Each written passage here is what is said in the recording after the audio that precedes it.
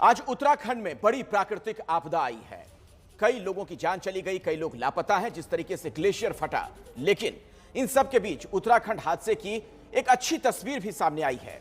आपको दिखाते हैं। सड़कें टूटी हैं, या पुल टूट गए और ये अपना पावर प्लांट को भी इतना नुकसान पहुंचा है। ये इतना ये दशकों में भी नहीं आया था, क्योंकि पूर्व अनुमान के हिसाब से इस इलाके में छोटे जब अवलांच आ जाते हैं तो इतनी क्षति नहीं होती है, और वो बल्कि उससे सुरक्षा का एक माध्यम है कि छोटे छोटे अवलांच आते रहें और उनसे जो बर्फ इकट्ठी होती है हर साल वो निकलती रहती है।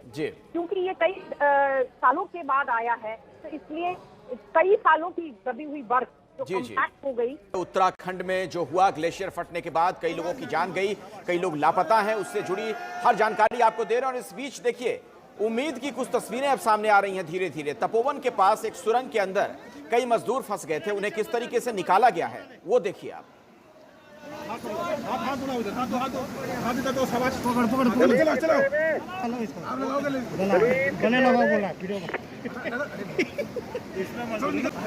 अभी नहीं बनाया।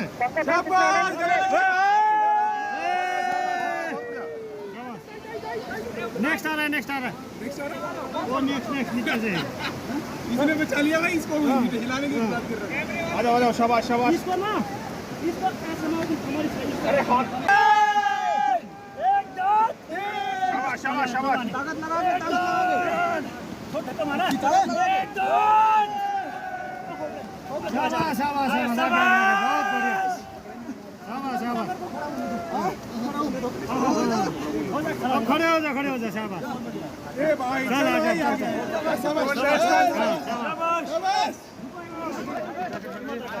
तस्वीरें देखिए जो सामने आ रही हैं, जिन लोगों को वहां से निकाला गया है सुरक्षित, जिनका रेस्क्यू किया गया, उन्हें अब देखिए ले जाया जा रहा है ताकि जल्द से जल्द उनका इलाज भी शुरू किया जा सके। ये आईटीबीपी के जवान हैं जिनके हौसले को पूरा देश सलाम करता है। तमाम मुश्किल हालातों में, दुर्गम परिस्थितियों में आप देखिए इन दुर्गम इलाकों से कैसे इन लोगों को सुरक्षित निकालते हुए नजर आ रहे हैं। इनके जज्बे को सलाम। तमाम विपरीत परिस्थितियां हैं, जितनी बड़ी ये प्राकृतिक आपदा थी, जिस तरीके का मंजर था थोड़ी देर पहले तक, इन सब के बीच अब उम्मीद की तस्वीर, आशा की किरण नजर आ रही है। जिस तरीके से अब लोगों को वहां से सुरक्षित, महफूज धीरे धीरे निकाला जा रहा है।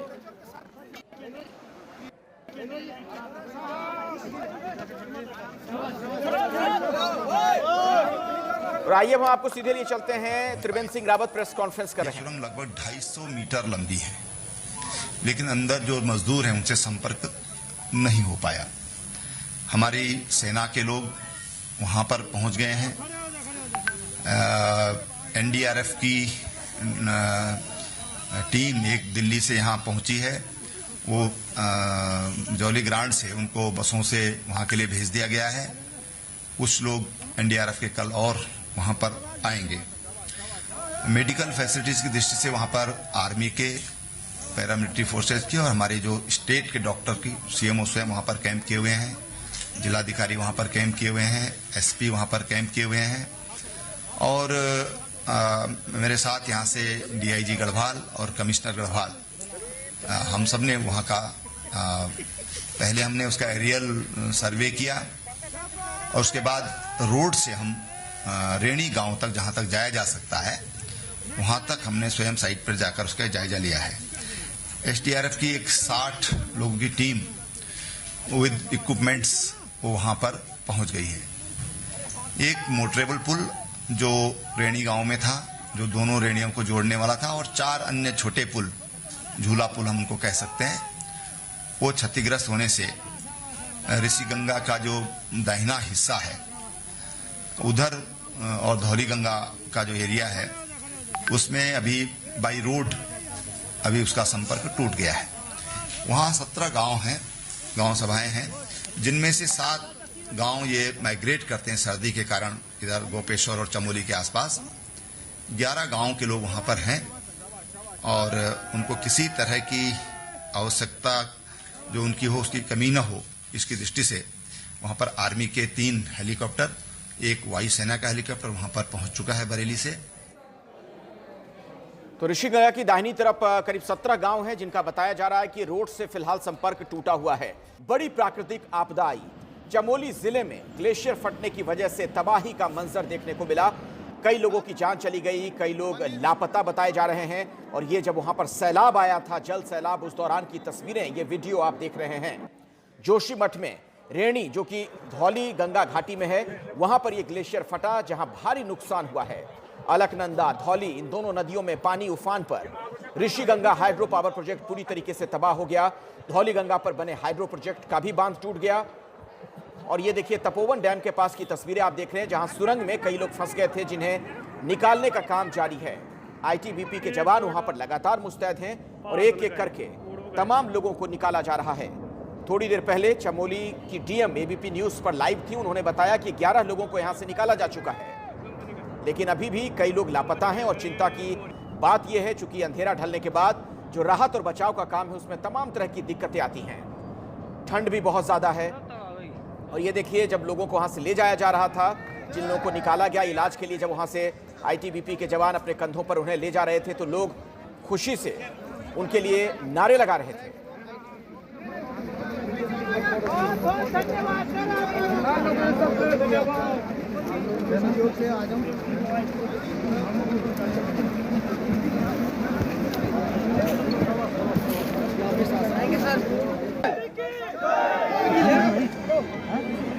कपड़े गिले,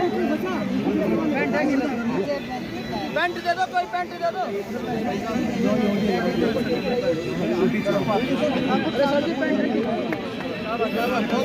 तस्वीरों में देख रहे हैं, प्राथमिक उपचार के बाद इन लोगों को आसपास के अस्पतालों के लिए रवाना कर दिया गया है।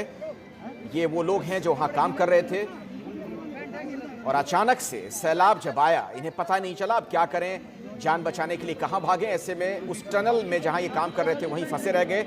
चारों तरफ मलबा ही मलबा था। बहुत मुश्किल से तमाम प्रयासों के बाद आईटीबीपी के जवानों ने इन्हें वहां से निकाला है। ऋषिगंगा प्रोजेक्ट से 30 लोग लापता हैं, जो ताजा जानकारी वहां के सीएम ने दी। एक टनल से 15 लोगों को निकाल लिया गया है। उत्तराखंड के सीएम ने कुछ देर पहले प्रेस कॉन्फ्रेंस की। उन्होंने बताया कि लापता 30 लोगों में 2 पुलिस वाले भी हैं, जिनके बारे में अब तक जानकारी नहीं मिल पाई है।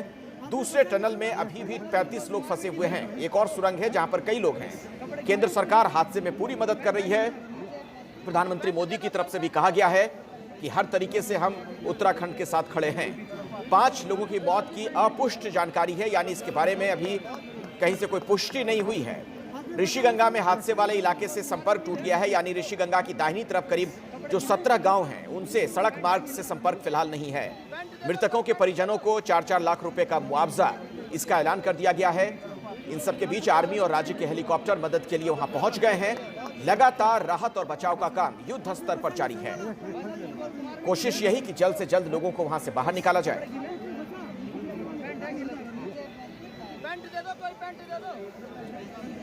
इसी मामले में बातचीत करने के लिए 2 खास मेहमान लगातार मेरे साथ जुड़े हुए हैं, उनका मैं अब रुख करना चाहूंगा। मेरे साथ डॉक्टर अंजलि क्वात्रा हैं, जो कि विशेषज्ञ हैं, एक्सपर्ट हैं डिजास्टर मैनेजमेंट की, और सैयद शाहनवाज हुसैन साहब भी हैं, भारतीय जनता पार्टी के वरिष्ठ नेता, पूर्व केंद्रीय मंत्री।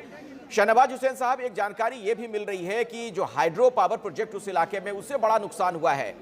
इस बारे में भी कुछ अपडेट आप लोग के पास है क्या? कुछ अधिकारियों वगैरह से या वहां के स्थानीय लोगों से आपकी बात हो पाई हो? नहीं, हमारे जितने नेता हैं और जो अधिकारी हैं, मंत्री हैं, सब चिंतित हैं। मैं थोड़ी देर पहले ही राजनाथ जी के साथ था, तो वो भी जानकारी ले रहे थे और क्या मदद हो रही है ये सब पूछ रहे थे।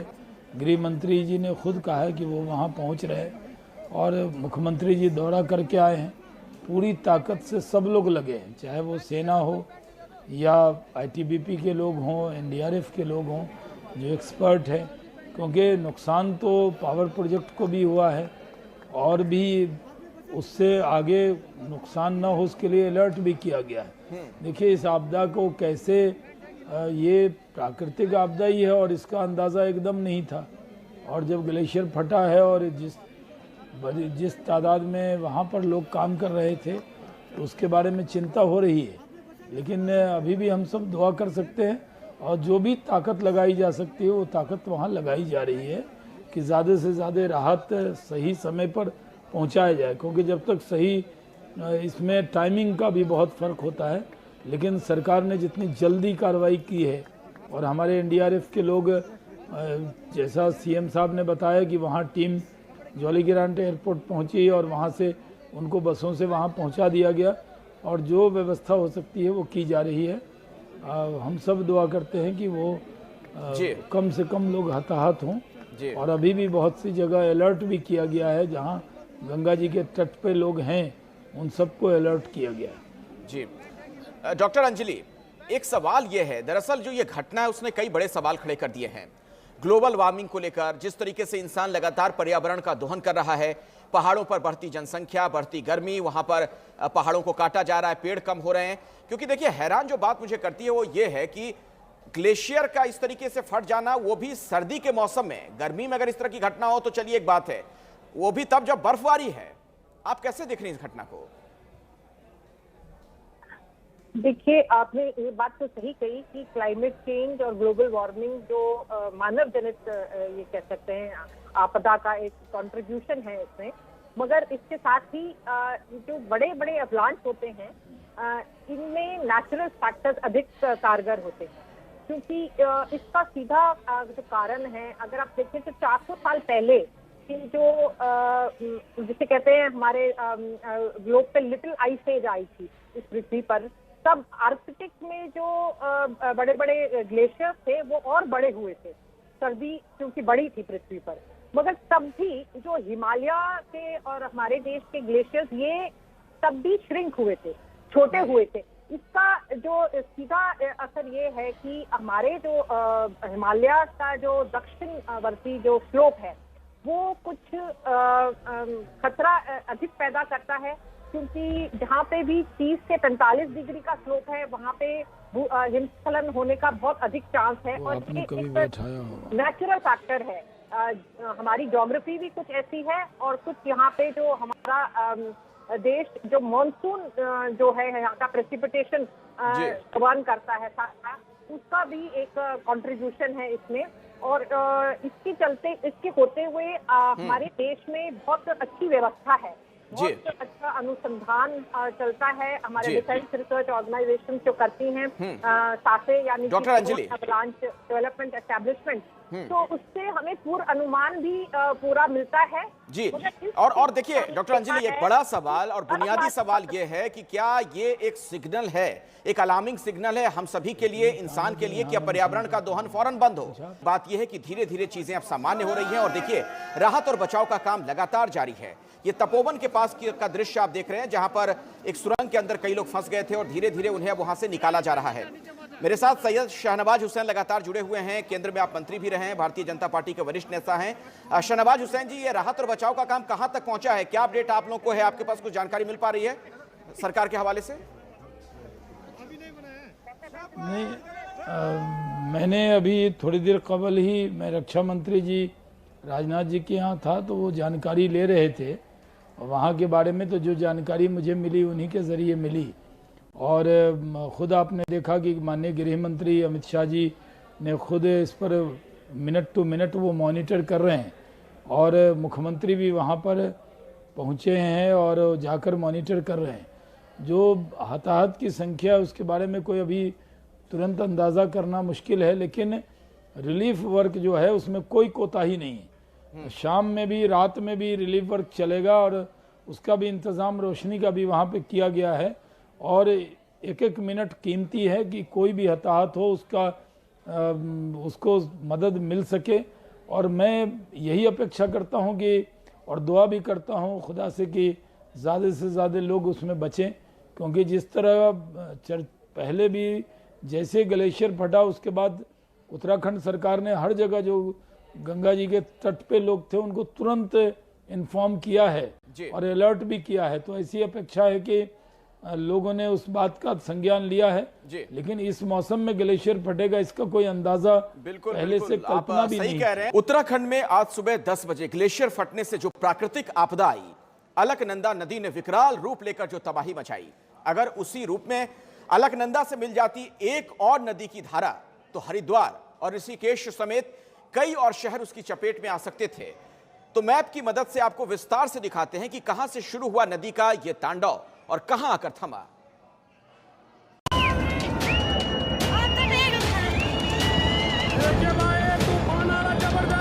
उत्तराखंड के चमोली जिले से शुरू हुआ पानी का ये तांडव नीचे बहते हुए जो कुछ भी या जो कोई भी इसके रास्ते में आया उसे तहस नहस कर अपने साथ बहा ले गया।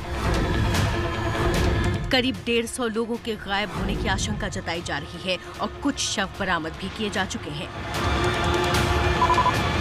उत्तराखंड के जोशीमठ में धौली गंगा नदी में ग्लेशियर टूटने से बाढ़ आई, जो आगे अलकनंदा से मिलते हुए गंगा नदी के रूप में हरिद्वार तक जाती है। इसीलिए एहतियातन यूपी के बिजनौर तक में अलर्ट जारी किया गया। कैसे और कहां मिल जाती है अलकनंदा में गंगोत्री से निकली भागीरथी की धारा और क्यों बन सकता था ये संगम, इनके रास्ते में आने वाले शहरों के लिए बड़ा खतरा, मैप के जरिए समझाते हैं। उत्तराखंड में यहाँ है बद्रीनाथ और इसके नीचे यहाँ है जोशीमठ, जिसके पास ही पड़ता है रेड़ी गांव। रेड़ी गांव में ही ग्लेशियर टूटा और धौली गंगा नदी में बाढ़ आ गई। नदी का स्तर सामान्य से 2-3 मीटर ऊपर चला गया। तेज गति से नदी की ये धारा जब अलकनंदा नदी से मिली तो नदी ने ले लिया रौद्र रूप। तेज बहाव के साथ फिर अलकनंदा नदी बहते हुए चमोली, उसके बाद नंदप्रयाग, कर्णप्रयाग, गौचर, रुद्रप्रयाग, श्रीनगर होते हुए देवप्रयाग पहुंचती है। देवप्रयाग में अलकनंदा से आकर मिलती है एक और नदी की धारा भागीरथी। गंगोत्री से निकलती है भागीरथी, जो उत्तरकाशी और टिहरी होते हुए देवप्रयाग से जुड़ती है। प्रशासन ने टिहरी बांध में पानी रोक दिया, जिससे भागीरथी का बहाव सामान्य से कम हो गया। देवप्रयाग से अलकनंदा और भागीरथी नदी मिलकर लेते हैं गंगा का रूप और फिर गंगा आगे बढ़ते हुए पहुंचती है ऋषिकेश और फिर हरिद्वार। उत्तराखंड के सीएम त्रिवेंद्र सिंह रावत ने ट्वीट करके बताया कि सुबह 10 बजे ऊपर से आती नदी की इस धारा ने ग्लेशियर फटने से जो विकराल रूप लिया था, दोपहर के 3 बजे कर्णप्रयाग आते आते वो सामान्य हो गया था। और इस विभीषिका पर प्रधानमंत्री नरेंद्र मोदी ने भी ट्वीट जारी करते हुए अपनी बातें कही हैं। हादसे में जान गंवाने वालों के परिवार वालों को 2 लाख की मदद दी जाएगी। ये प्रधानमंत्री मोदी का आपसे थोड़ी देर पहले ट्वीट आया है। चमोली हादसे के घायलों को 50,000 की मदद की जाएगी, ये बात भी कही गई है। मेरे साथ बातचीत करने के लिए कई खास मेहमान लगातार जुड़े हुए हैं और डॉक्टर अंजलि, मैं आपके पास सीधे आना चाहूंगा और जरा मुझे ये बताइए कि अभी अगर मैं बात करूं, चूंकि अंधेरा ढल गया है, तो क्या राहत और बचाव के काम में अब बहुत दिक्कतें आ रही होंगी? क्योंकि जो लोग जहां तहां फंसे हुए हैं दुर्गम परिस्थितियों में, उन्हें जल्द से जल्द वहां से निकाला जाए, ये बहुत जरूरी है, वरना किसी की जान जा सकती है। आप बिल्कुल सही कह रहे हैं, क्योंकि राहत और बचाव का कार्य देखिए तो इसमें समय जो है ये सबसे क्रिटिकल फैक्टर होता है जान बचाने के लिए। क्योंकि पिछले भी जितने भी रिसर्चेस आए हैं उसमें देखा गया है कि जो लोग बर्फ के नीचे दब जाते हैं तो उनका तो 40% से भी कम लोग ही बच पाते हैं, और जो नहीं भी दबते हैं, ऊपर सतह पे होते हैं, वो भी 80% ही बचते हैं, क्योंकि और किस्म की चोटें वगैरह लगने से भी जाने जाती हैं। और अब जैसे कि देखा जाए तो जितना भी अच्छा राहत और बचाव का कार्य देखा है अभी दिन भर में, मगर रात पड़ने पे उसमें जरूर दिक्कत आएगी। और 2 घंटे के अंदर अगर बचाव किया जाए तो 92% चांस, यानी कि 92% चांस होता है जान बचने का। अगर अब समय बढ़ता जा रहा है और अगर जो लोग ये बड़ी चिंता की बात है, जितना समय ये गुजरता जाएगा, जो लोग फंसे हुए हैं उनके लिए मुश्किलातें, उनकी दिक्कतें बढ़ जाएंगी, उनकी जान पर बनाएगी। बहुत बहुत शुक्रिया डॉक्टर अंजलि और डॉक्टर सैयद शाहनवाज हुसैन साहब हमारे साथ जुड़ने के लिए, इस बातचीत में दर्शकों तक ये तमाम जानकारी पहुंचाने के लिए।